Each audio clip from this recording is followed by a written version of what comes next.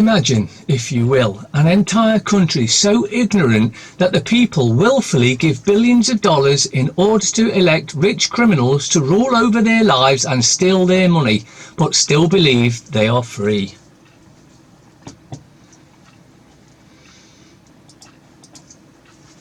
Gold medalist dies of cervical cancer after being vaccinated with cervical cancer vaccine. Can you see yet? It's just about depopulation. After being vaccinated with cervical cancer vaccine, it is with heavy heart that we announce Australian London Olympics medalist rower Sarah Tate has died after a battle with cervical cancer. She was just 33. 33. Sarah is survived by her senior national coach husband Bill and their 2 children. She had received the HPV vaccine and did do chemotherapy, but sadly she was taken far too young. Proof the HPV vaccine is just a kill weapon, and it will actually give you cancer, not protect you from it.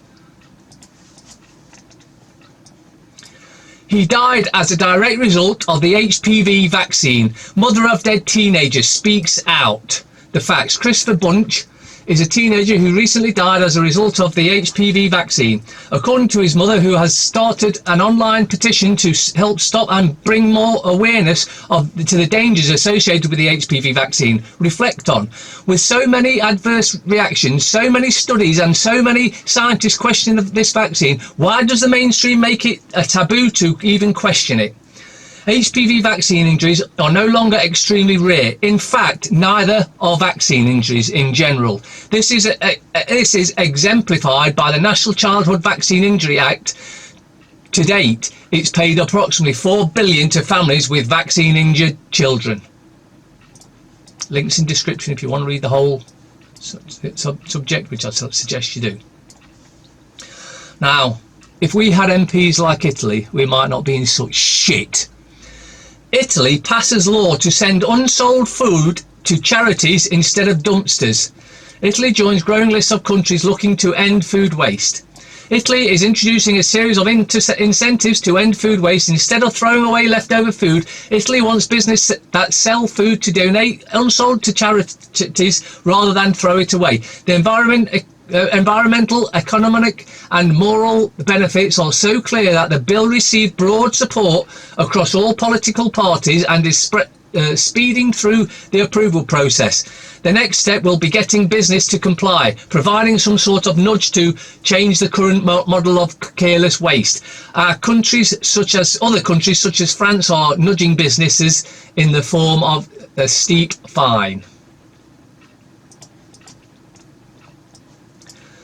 Boris Johnson, Britain's new PM, was born in New York City and was a US citizen for decades until the IRS caught up with him.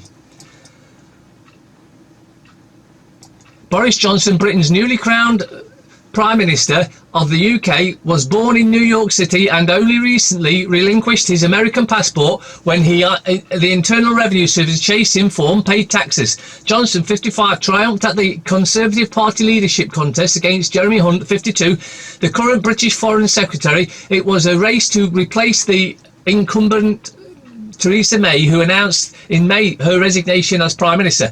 May repeated failure to pass her controversial Brexit deal through the Parliament ended her unpopular premiership as she lost her party's support. Johnson, a prominent supporter of Brexit, except he wasn't before, but apparently is now, promises Britain will leave the European Union, deal or no deal, by Halloween. We'll see.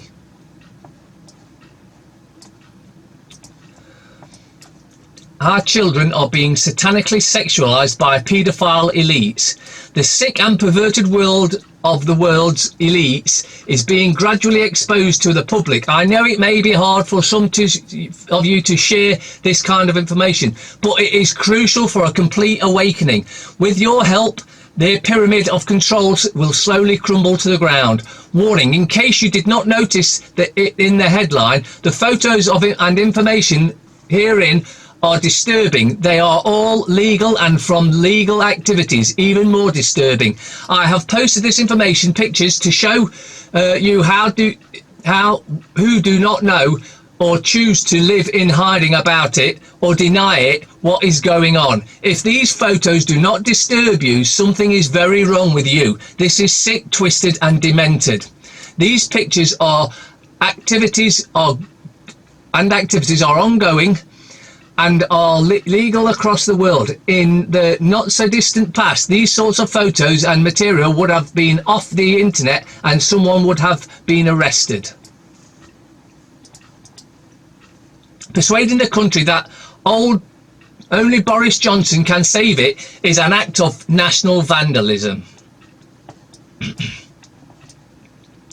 10:30 a.m. 24th of June 2016, in a small room halfway up a small skyscraper just up the Thames from the House of Commons, there is an otherworldly atmosphere. No one has been to bed. A Prime Minister has resigned. No one knows what the future holds. A small-ish crowd of journalists are waiting to hear from the man who is meant to be the hero of the febrile dawn. Boris Johnson has made his way here from his home in Islington, where members of the public have gathered to riot on his doorstep. They have smashed on the bonnet of his car, shouting "Scum, scum, scum." He has pulled off the most dramatic political victory quite possibly in the history of this country. But there are no signs of jubilation at all. When Boris Johnson eventually shuffles onto the stage, he looks, as the Guardian's John Grace unimprovably put it at the time, like a man coming down from a bad acid trip to discover he has murdered his best friend. It is clear to see, in hindsight, that it was in that moment that the man who is now a few hours away from being Prime Minister came into being. He didn't say much that morning beyond the observation that it is clear that his referendum has been the most seismic political event of any of our times. In the Marvel universe, this would be the moment that the Johnson character mutated, still a mumbling, bumbling joker, still carefree with the truth and the thoughts and feelings of others, but such was the volume of hatred unleashed in that explosive moment that no one is in its blast radius could hope to emerge the same essentially lovable rogue they had been before, and Boris Johnson did not. It was not just always been this way. I first encountered Johnson when I was a very, very sick junior assistant at the Andrew Marr show in 2008. It was shortly before the London trip. Woman, 59, battling multiple sclerosis, left with just £30 to live on after DWP cut benefits. An older woman with progressive multiple sclerosis has spoken out about the struggle to receive disability benefits. When Wendy Fitton was 32, she was diagnosed with multiple sclerosis, a disease which would come on to rob her of her mobility and her career as a counsellor. But she adjusted. Wendy became used to the frequent medical appointments. She learned to manage her decreasing mobility through the use of her trusty walker. She was able to maintain a good quality of life even after she had to take early retirement and move into a more accessibly friendly home. What Wendy, now 59, was not anticipating, however, was a lengthy battle with the Department for Work and Pensions, DWP, 2 decades on from her initial diagnosis. In 2015, the DWP announced plans to switch the Disability Living Allowance, DLA, to the Personal Independence Payment, PIP. Wendy was in full receipt of DLA, which gave her around $400 a month, and as she was awarded the maximum allowance. This money was then an essential part of Wendy's income, as it supplemented her pension, which were diminished after retiring long before 65. When the government announced the phasing out of DLA and moved to PIP, Wendy was to be one of the first to switch over to the autumn 2015. Links in description if you want to read the rest, but just to show you that it's not a one-off. Dying universal credit man left with just £15 a week after DWP declare him fit for work. A terminally ill man has been left on just £15 a week after being moved on to universal credit. Daryl Nicholson has been told he could die within just 2 years after being diagnosed with stage 3 emphysema. But the 47-year-old was couldn't quite believe it when the Department of Work and Pensions declared him fit for work. His benefits were slashed by officials when he was moved on to universal credit for employment support allowance, and his bid for permanent independent payment, personal independent, was rejected. The government is out to kill us all, and they're using every method they can, and the latest one, of course, is Boris Johnson. Aye, they're up to him. History beckons for adventure who flies like a bird. Hottest day ever. Brexiteers take over. After his pledge to unite Britain, new Prime Minister Boris Johnson fires or forces out most cabinets, sending powerful critics to the backbenchers. All key jobs go to pro-Brexit Tories. Sajid Javid is appointed Chancellor. Dominican Raab is Foreign Secretary. Priti Patel becomes Home Secretary. Whitehall blocked by hundreds of anti-Johnson protests. Scottish nationalists retreat. Plan to hold new independence vote. Summer survival kit from barbecues to parasols. Election fever. Leave campaign mastermind joins number 10. Palace protest. Human chain blocks Johnson from Queen.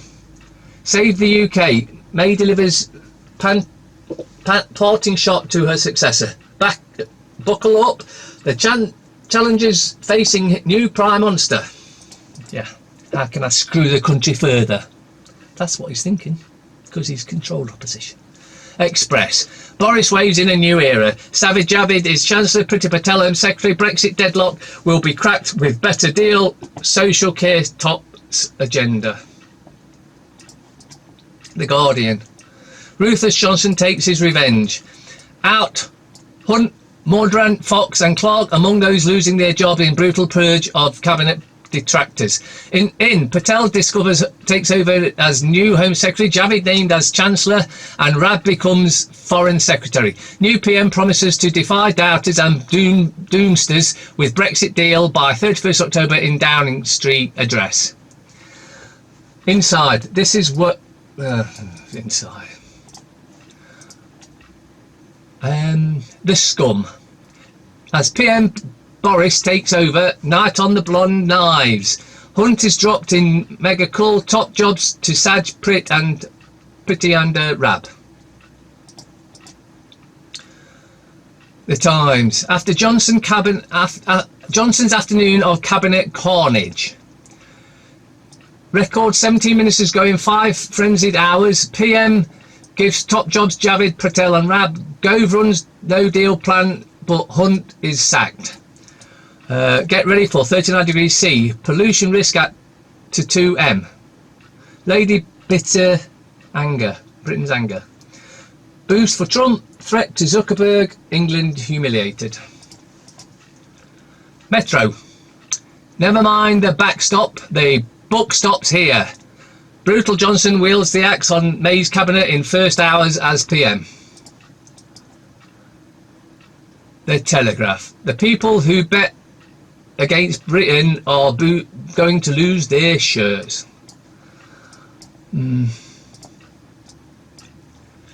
Daily Fail. Cabinet massacre. Sees 17 ministers out on new PM's first day. Barnstorming Boris in 39 billion EU no-deal ultimatum. Victory for Mail as he vows to end dementia care scandal. All guns blazing. Boris bloodbath special report. And look who was tickled pink to be at number 10.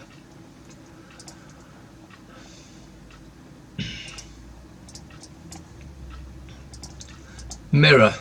Boris gaff already. Feddy is cuffed by cops. I don't know why anyone would want the job. Inept PM reveals Queen's verdict before cabinet bloodbath. 39 degrees C. Britain set for hottest day ever. Yeah. Waste of paper. Faddy nicked. Hottest day in Britain ever. Workers told stay at home. Gritters stop roads melting. Barry girl dies at 33. Financial Times. Johnson picks hardcore cabinet to meet 99-day Brexit deadline. May's team ripped apart. Javid becomes Chancellor, Rab appointed Foreign Secretary, Facebook to pay unprecedented $5 billion in US penalties for abuse of user data, China warns it can send troops to quell HK protests. Ooh, Hong Kong. Read this out loud. There you go.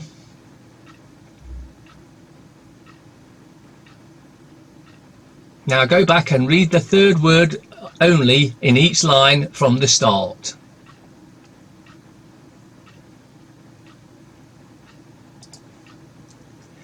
Coffee or tea? Coffee. Wrong, it's tea.